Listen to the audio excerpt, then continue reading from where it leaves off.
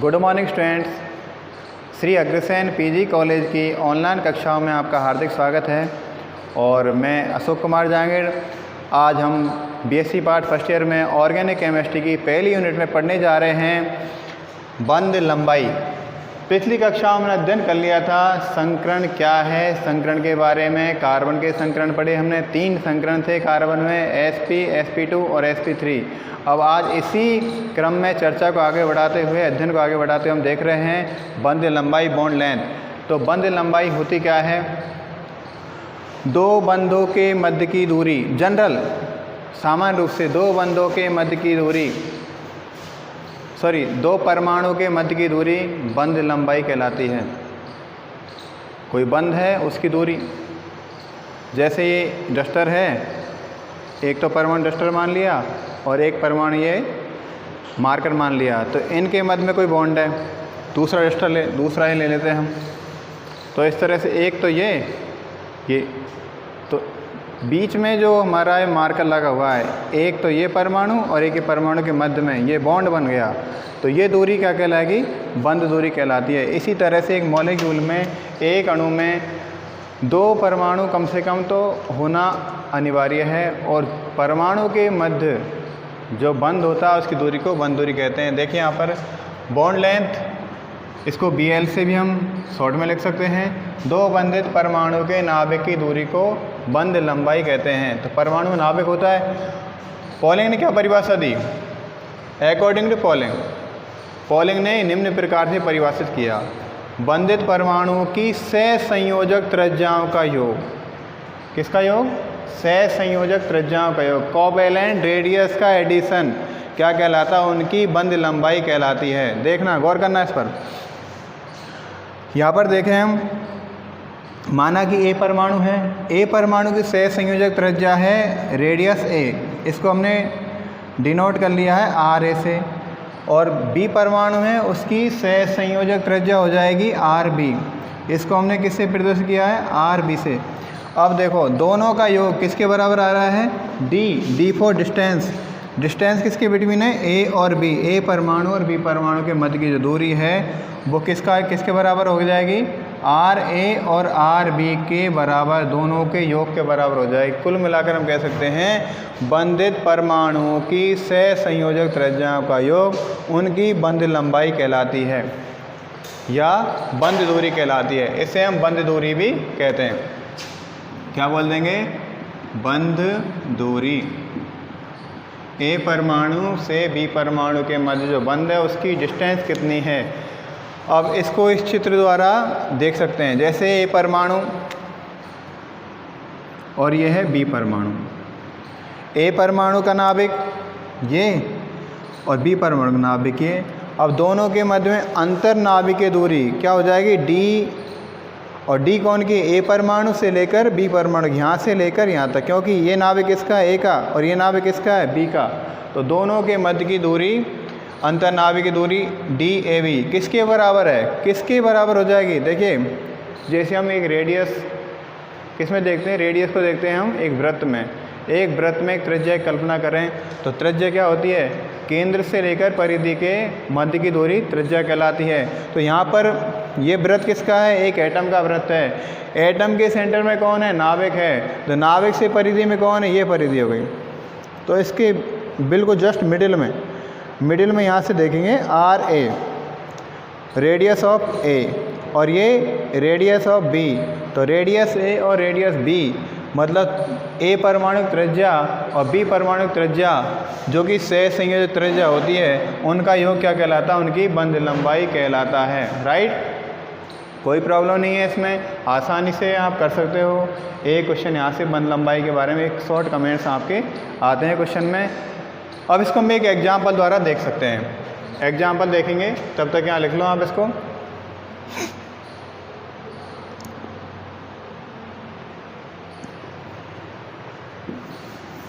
ठीक है भाई।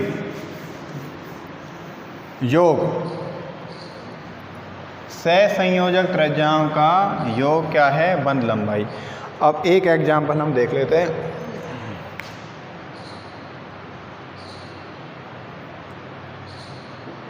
माना कि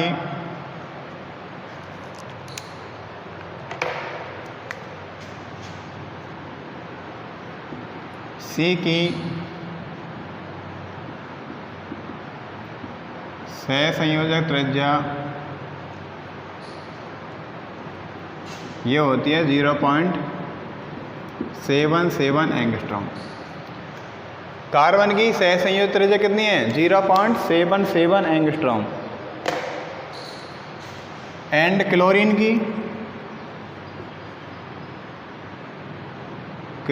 की सहसंयोजक त्रिज्या हो जाएगी 0.99 एंगस्ट्रॉम।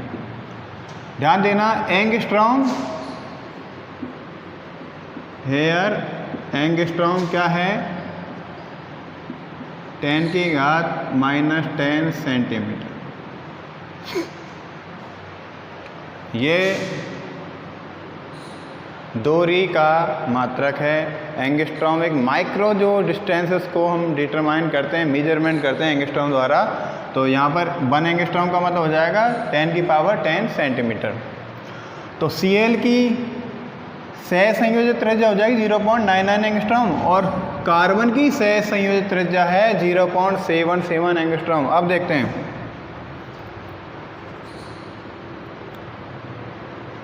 तो ये तो इनकी हो जाएगी। तो CCl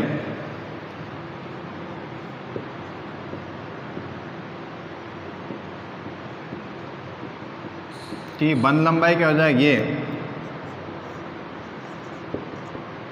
CCl की बंध लंबाई क्या हो जाएगी?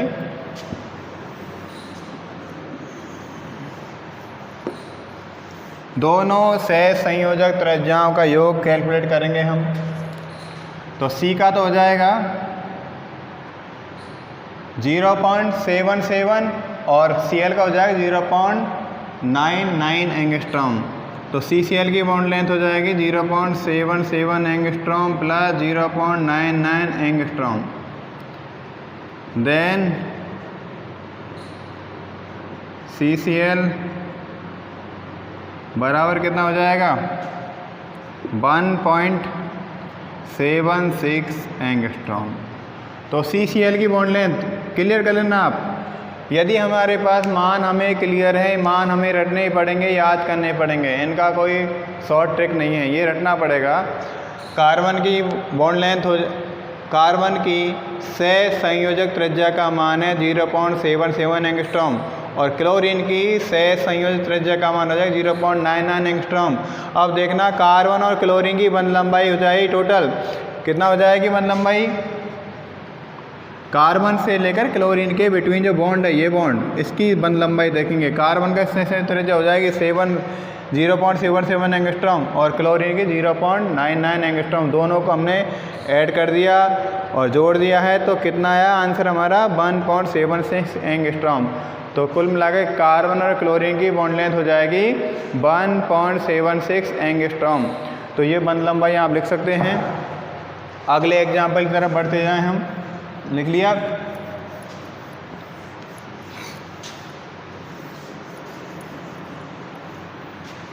हाँ जी, अगला एग्जाम्पल देख लेते हैं हम।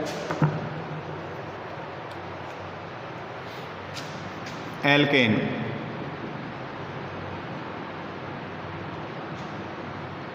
एल्केन में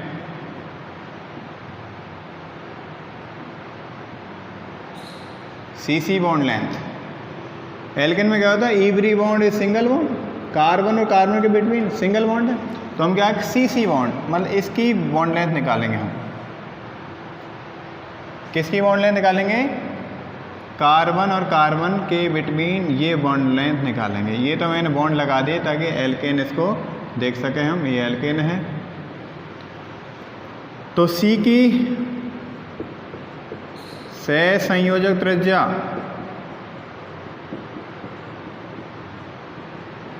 0.77 एंगस्ट्रॉम।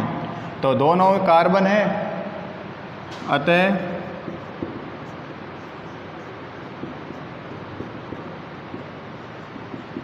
CC बॉन्ड लेंथ क्या हो जाएगी?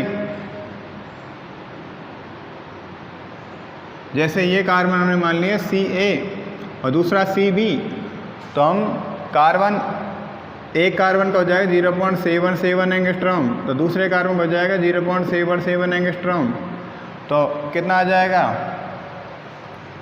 7 और 7 14 हो जाएंगे और 14 और 1 15, 1.54 एंगस्ट्रॉम। तो एल्केन में कार्बन कार्बन के बिटवीन जो बॉन्ड लेंथ होती है वो कितनी होती है, 1.54 एंगस्ट्रॉम। क्लियर हुई बात। अब हम देखते हैं एल्कीन में।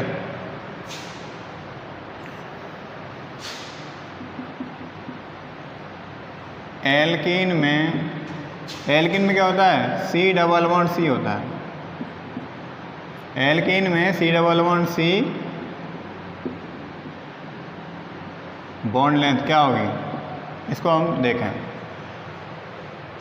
Bl मतलब बॉन्ड लेंथ क्या होगी।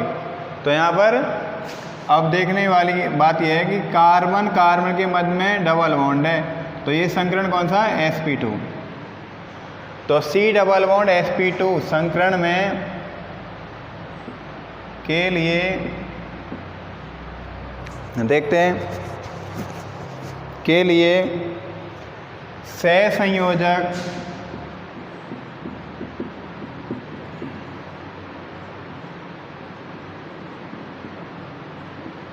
त्रिज्या के मान बराबर 0.67 एंगस्ट्रॉम होता है। कार्बन डबल बॉन्ड के लिए कितना मान है, 0.67 एंगस्ट्रॉम। यहाँ पर कार्बन के बाद डबल बॉन्ड है, इसके बाद डबल बॉन्ड है, दोनों के बाद डबल बॉन्ड हो गया।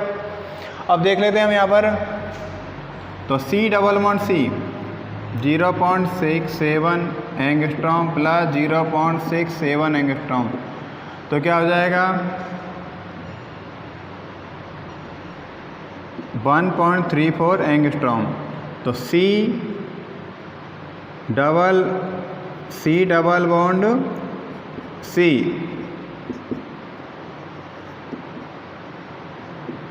की Bl कितनी हो जाएगी, 1.34 एंगस्ट्रॉम। कोई दिक्कत नहीं आएगी, यहाँ पर आसानी से कर सकते हैं। बशर्ते आपको ध्यान रखना पड़ेगा कि ये मान कितना है। ये मान नहीं है आपके पास तो आप इसका कैलकुलेशन नहीं कर सकते। तो अब इसके बाद एल्कीन, तो देखना एल्केन में तो 1.54 एंगस्ट्रॉम और एल्कीन में 1.34 एंगस्ट्रॉम। तो बॉन्ड लेंथ के मान घटे, मतलब बॉन्ड बढ़ा। सिंगल बॉन्ड में मान ज़्यादा, डबल बॉन्ड में मान घट गए। अब ट्रिपल बॉन्ड में और भी मान इसके घट जाएंगे। तो इसका मतलब ट्रिपल बॉन्ड में कौन सा लेते हैं हम, एल्काइन। एल्काइन में देखें,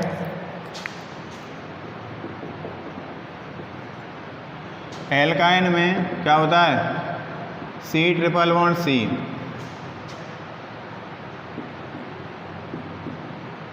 के लिए बॉन्ड लेंथ क्या हो जाएगी, याद करना है। तो यहाँ पर देखना है C ट्रिपल बॉन्ड C कौन सा संकरण है, sp संकरण। ये इस तरह लगाया गया है कि कार्बन ट्रिपल बॉन्ड से बंधित है और संकरण कौन सा है, sp संकरण के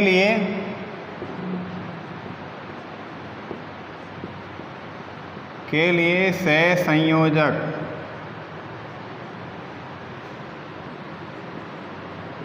त्रिज्या का मान कितना होता है,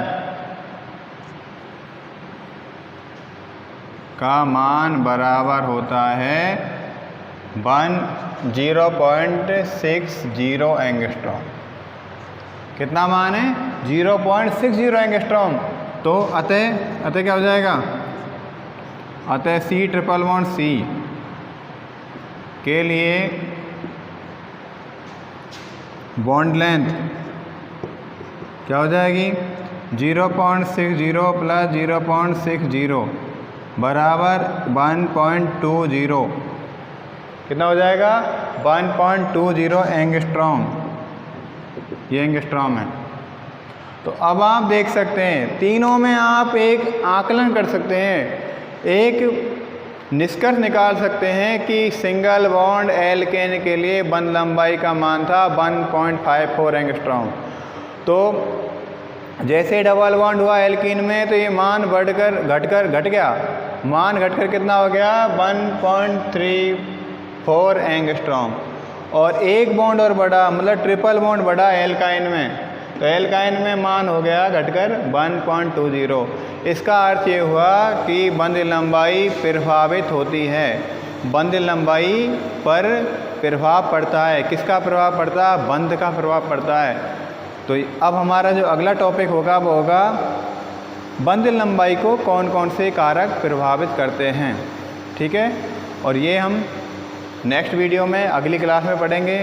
तब तक के लिए धन्यवाद। और आपकी पी भागचंदानी की बुक है, पी भागचंदानी की बुक ऑर्गेनिक केमिस्ट्री की, उसमें ये बंध लंबाई वाले टॉपिक में यूनिट फर्स्ट में सह संयोजक त्रिज्याओं के मान दे रखे हैं और उनके आधार पर आप और एग्जाम्पलों को कैलकुलेट कर सकते हैं। प्लीज़ आप देखें, घर पर रह रहे हो तो आराम से सेल्फ स्टडी करें और उन टॉपिकों को देखें। से यहाँ पर 3 तो मैंने करवा दिए हैं, बाकी और ही वहाँ पर बहुत सारे एग्जाम्पल हैं। उनमें से संयोजक त्रिज्याओं को आप याद करते हुए इनके बारे में देखें और बॉन्ड लेंथ का कैलकुलेशन करें। तब तक के लिए धन्यवाद। खुश रहें, अच्छे रहें, स्वस्थ रहें।